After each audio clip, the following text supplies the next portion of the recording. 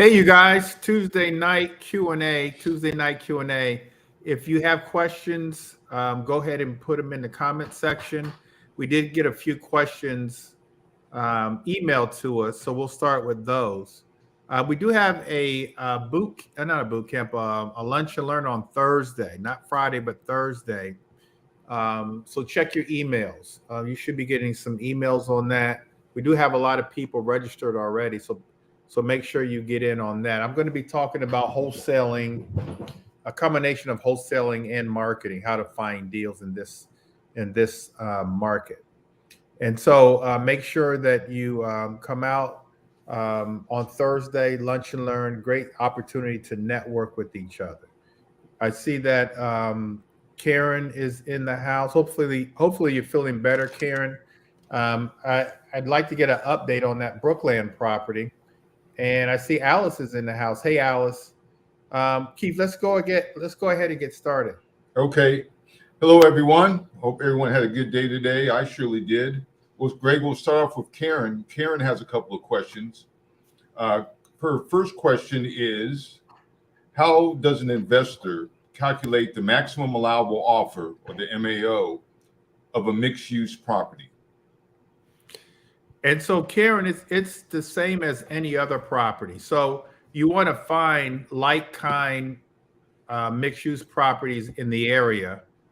I'll just say the zip code, but if there's enough, you can condense that search and do what we call radius search.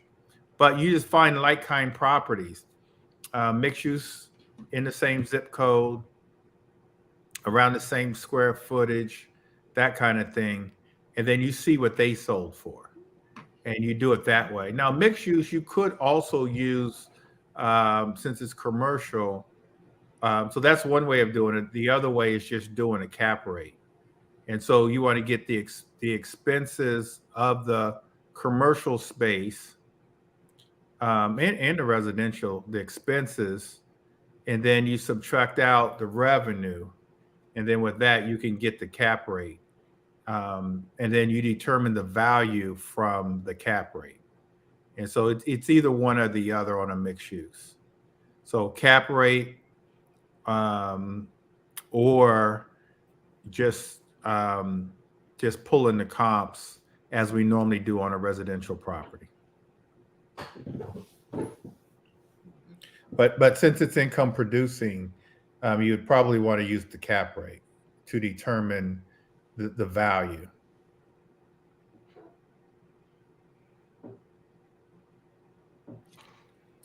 Okay, let's move on. Karen has another question, Greg. She wants you to please provide examples of how to wholesale properties on the MLS. Again, it's the same thing. So if you find a property on the MLS and you're able to put it under contract, you're going to use the Mayo formula to make sure that you put it under contract for the right amount. And then, so you're going to find it on the MLS. What I would do if it's on the MLS is do reverse wholesaling. Make sure, let's say, as an example, Keith's your cash buyer. You find a property on the MLS. Say, Keith, I found this property on the MLS. What would you buy it for? Or could you go out to the property with me and let me know what you would buy it for? If I was able to put it under contract, Keith tells you I'd buy the property for $300,000. Now you go and try to put the property under contract for, let's say, $270,000. And Keith is someone that you know will buy from you, that you know is reliable. He has the finances. You negotiate with the real estate agent at $270,000. As the buyer, you put the buyer's name in what I call a generic LLC, and then you put it on the contract, and Keith takes over that LLC. That's basically how you do it. So, Greg, I added a question there. Should she communicate with the homeowner or the realtor assigned to that, or both? Or well, generally speaking, if it's on the MLS, you should be speaking to the agent. Mm-hmm. Now, sometimes the seller will either contact you or you'll get information from the seller. So you can talk to the seller, but ultimately the seller's going to say, talk to my agent because they're under contract with the agent and the agent's going to get paid either way. So it might be just a lot easier. And the agent does not need to know that you're wholesaling the property. You're just negotiating, putting it under contract. You're going to use an LLC, or let's say that I'm the cash buyer and we trust each other. You could just put it under contract with using my LLC, and then I would agree to pay you a wholesale fee, referral fee, whatever we agree to. Okay, hopefully, Karen, that clears things up for you. Let's move on, Greg. So our new Platinum coaching student, Toby, has a couple of questions. Question number one is, what if he can't get in touch with an absentee owner? He's driving for dollars. He sees a property, maybe it's vacant, maybe it's not. And he's having a tough time finding that absentee owner. What would you do in that situation? If I can't find the absentee owner, I'm going to try to call their relatives. So if you skip trace, or for example, someone had me try to find a property a property owner's phone number in DC last week. And I said to them, give me the name, give me their name. And they said to me, and so I took their name, I Googled their name and put 202, and their phone number came up, but also their relatives came up. So to answer your question, if I can't get a hold of them, I will try to call their relative. If that doesn't work, I will send mail. I will send a postcard or a letter to the address. They're probably either checking the mail at the property or the mail's being forwarded. So I think what you're also saying, Greg, is in that particular situation, as skip trace to try to find a family member or a relative. Well, oftentimes when you're skip tracing, a family member will come up, and their number will come up. So you just honestly call all the numbers that come up and see what you get. And so when you're skip tracing, and probably 90% of the time, I don't even skip trace. I just Google their name and put the area code of their phone number. And in this case, from this past weekend, not only did their name and phone number came up, the exact address came up. So we knew that was the right property. That was the right number. But then a number of phone numbers came up, about 10. And so you just go through the process of calling all 10. Right. Here's another question Toby has, Greg. Can you use your personal phone number on bandit signs? Yeah, absolutely. My preference would be for you to use a Google Voice number. It's free. But I would use a Google Voice number instead of your personal number. Now, with the Google Voice number, you can forward those calls to your personal number, or forward them to. So I have a Google Voice number. I forward that number to my live answering service. I use patlive.com. But I could forward those calls to using Google Voice to my personal number if I wanted to, but I don't. I use Google Voice. They call my Google Voice number. My Google Voice number sends them to my 800 number that Pat Live picks up. Right.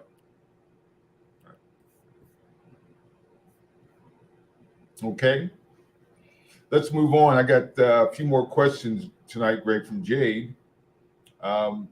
Jade wants to know, do private lenders have to report the interest of income as income?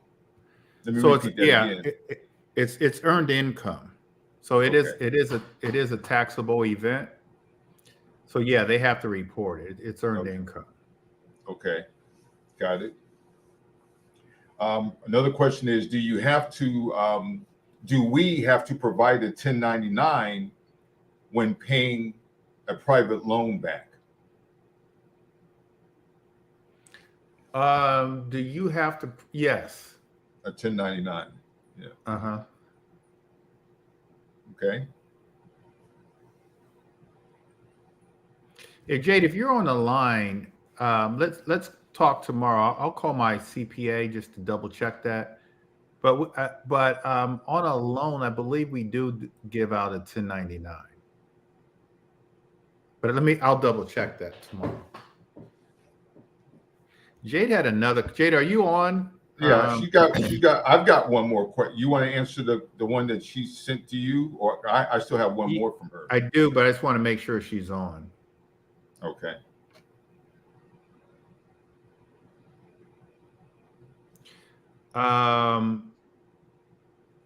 Oh. Yeah, she's not on. I can just call her. She wants Okay. to know. She asked me what permits will she need for her scope of work. Roof will be done first, but what else would I need to be inspected? BG&E, electrical, gas. Yeah, I don't think she's on. So I'll call her. We looked at her house Saturday, Right. and she would need an electrical permit, so her electrical probably needs to be inspected. I think she said she was putting on a new HVAC system, so that she would need a permit for that. She's not doing anything. I don't think she's doing anything plumbing. She's not doing any kind of carpentry work, framing or She's got anything to like get that. that sump pump. Is that considered plumbing? Yeah, and then also I, she's putting on, not only is she putting on a new roof, she's putting on a whole new roof system, and which means she's going to need roof insulation. That should be inspected. Now let's talk separately, because like I told you on Saturday, some of those things don't need to be inspected. If you can hurry up and fix that ceiling, then I think you're okay with the insulation. Um, but let's talk offline in terms So, of the permits. hey, Greg, so she had one more question for me, and maybe it would benefit the group to hear this, I guess maybe at a high level. Can you review the order of a rehab? Or is it situational? Yeah, it depends. And we have some handouts Yeah, we have one that in Coach. we give everybody. I think maybe on our next shadow event, which I think is Saturday, Right. we'll have that in there. But it just all depends. And so if you're under roof, then you go with the order is you want to clean it out, you want to do demo, you want to start the permit process, change locks, and then it's what I call like the three systems. It's plumbing, electrical, and HVAC. And so you do what we call the rough plumbing, the rough electrical, and the rough HVAC. Now, every rehab doesn't need those things, but let's just say that you're starting from scratch and you're doing everything. And so those rough things need to be done. And then once those are done, then generally it's the carpentry, any type of framing, anything dealing with like putting up walls or wood or anything like that. Those things need to be done. Then if any walls are open, you close up the walls. You then do your trim. Your trim is window frames, doors, baseboards, shoe molding, crown molding, chair railing, all of those things on the walls. And then you can put a coat of paint after that. And then you do your finish plumbing. So you put your like your sinks and your toilets, things like that. Um, and you can finish the bathrooms. You can put your ceramic tile in, and then on your electrical, since the wiring is already up there, you can put your finished recessed lighting up, all your lighting, surface lights, chandeliers, all those kinds of things. And then you can set your, well, generally I like to set my, if you're putting an HVAC system, if you're putting an exterior unit, outside unit, then I kind of like doing that last because sometimes they get stolen. And so you want to do that. And then you finish your kitchen, put another coat of paint on. Um, and that's it. You do all the rest of your finishes, your kitchen, and all that kind of stuff. And so that's the order. But we have plenty of handouts that give you guys the order. Just a FYI, Greg, I believe Jade is on the line. Yeah. But yeah, Greg, that wraps up the questions that were sent to me. Okay. Any other questions, you guys? I do think it's important for you guys to know the order, and I do think for Jade as an example, she's in the process of buying a property, and even though it's in Baltimore and Jade's in Prince George's County, Jade, you learn more about the process, about the order, things like that, by going up there. And by not going up there, then that's when the contractors start to take advantage of you. And they start to cut corners and things like that. I pulled up on a job site years ago, and of mine, nobody was there. And they weren't there because they were used to me not going. They were used to me only coming by on the weekends. So I go to a whole job site expecting, 7 or 8 people there. Nobody was there. I called my general contractor, said, "Where is everybody?" Oh, Mr. Bennett, we took another job for 2 days, and expected me not to know. And so you've got to figure out a way to get to these properties, to keep your contractors on schedule, because time is money, but then also to learn. That's how you learn. So you got to, and it's hard. It's hard because we all work, children, those kinds of things. But the more you go up there, the more you're going to learn. So, Greg, I think the class tonight is dying to know, what did you do? What did you do to those contractors when he says that they took another job? Did you? How did you? You did something. I'm sure you did. I was going to finish the story with I fired them, but it was so long ago, and it was Pablo, but it was so long ago. I don't know if I fired him off of that job or not.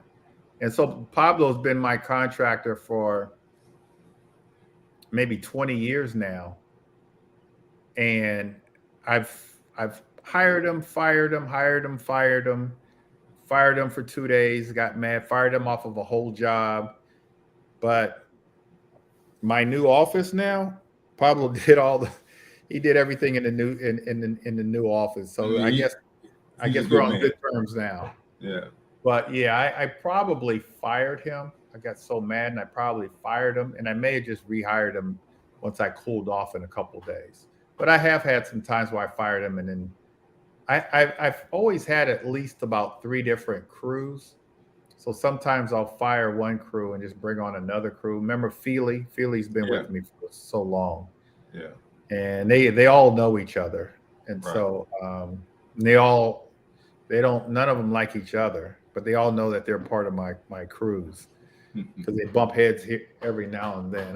There was a time where I did like a lot of renovating. Prior to COVID, I mean, I would have 10 projects going on at one time. It's crazy. And so, I needed all the crews because each property the properties were at different stages. And sometimes I would mix the crews depending on what the scope of work was for a particular property. but I was able to keep them going. But it was too much for me. It was a headache, and then running a brokerage and doing other things. So yeah, but so you've got to learn that process. And then, unfortunately, I hate to say this, but a contractor will take advantage of females. Like they see a female and they just start drooling. I have had some females get their license. I don't know, Keith, you remember Diana Z? She's Yeah, Chinese. yeah. And so she got her contractor's license. Hmm. And believe it or not, Tarsha's sister, Alethea, Yeah, got her contractor's license. Did you know that? I didn't know that. Yeah, both of them, they just went ahead and got their license Hmm. so that they could learn as much as they can. Right. Good. And so, so now they can be the general contractor if they want, but more importantly, so now they know pricing, and I'm not suggesting to do that, but they just took it upon themselves, especially Diana. She was really getting burned by a lot of contractors. But they do it just really to learn. But yeah. But that's all I have. It's still a market where there's opportunities, you guys. The key to your success is doing the marketing. We do want to learn as much as we can about wholesaling, buying and holding, and fixing and flipping, but it's all for naught if you don't learn how to market, generate leads.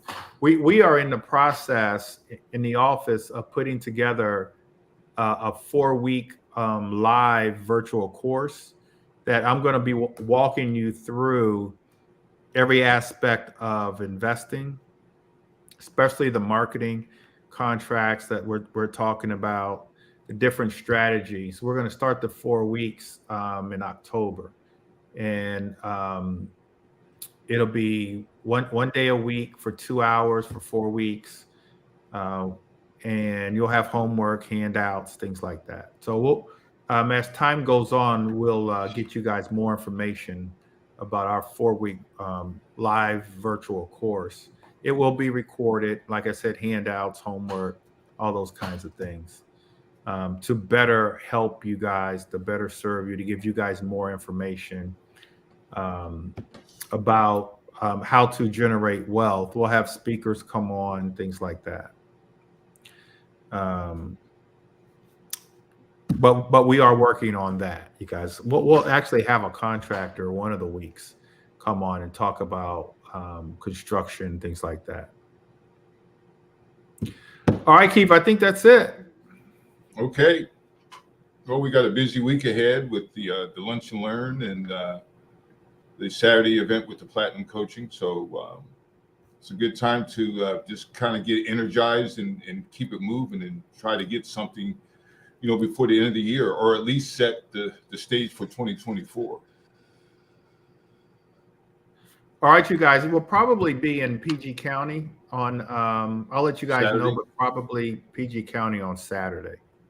Okay. But you should start to get emails of Platinum Coaching students tomorrow. Okay? All right. All right, you guys, take care. God bless.